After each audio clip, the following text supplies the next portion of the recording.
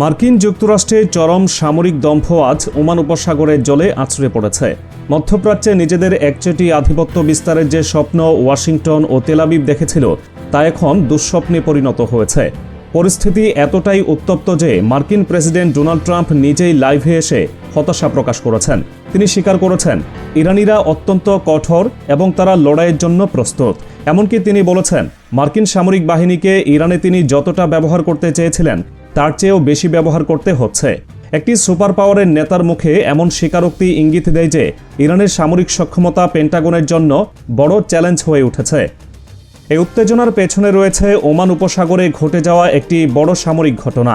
Hormuz প্রণালীর কাছে অবস্থান করছিল মার্কিন বিমানবাহী রণতরী ইউএসএস আব্রাহাম লিঙ্কন। ইরানের ইসলামিক রেভলিউশনারি গার্ড কর্পস নৌবাহিনী এই বিশাল রণতরীকে তাদের ক্ষেপণাস্ত্রের লক্ষ্যবস্তুতে পরিণত করে বলে দাবি করা হয়। উন্নত প্রতিরক্ষা ব্যবস্থা থাকা সত্ত্বেও মার্কিন বাহিনী পরিস্থিতি সামাল দিতে কঠিন চাপে পড়ে এবং রণতরীটি এলাকা থেকে দূরে সরে যায়।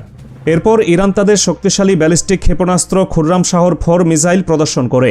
এই মিসাইলে ক্লাস্টার ওয়ারহেড প্রযুক্তি ব্যবহারের কথা বলা হয়, যেখানে একটি মিসাইল আকাশে গিয়ে একাধিক ছোট ওয়ারহেডে বিভক্ত হয়ে একসঙ্গে আঘাত হানতে পারে।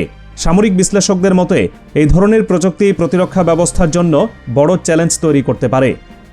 এদিকে ব্রিটিশ ঘাঁটি রাফ অ্যাক্রোটিরিতেও একটি ড্রোন হামলার খবর সামনে আসে।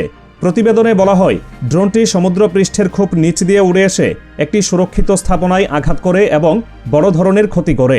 একই সময় বাহরাইনের রাজধানী মানামায়ও ড্রোন হামলার খবর প্রকাশিত হয়, যেখানে অবকাঠামোর ক্ষয়ক্ষতির কথা স্থানীয় কর্তৃপক্ষ স্বীকার করে।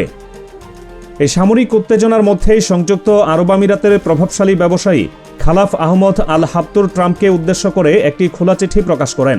তিনি প্রশ্ন তোলেন, উপসাগরীয় অঞ্চলকে ইরানের সঙ্গে সংঘাতে জড়ানোর অধিকার মার্কিন প্রশাসন পেল কোথা থেকে? তার মতে এই নীতি পুরো অঞ্চলকে অপ্রয়োজনীয় ঝুঁকির মুখে ফেলছে।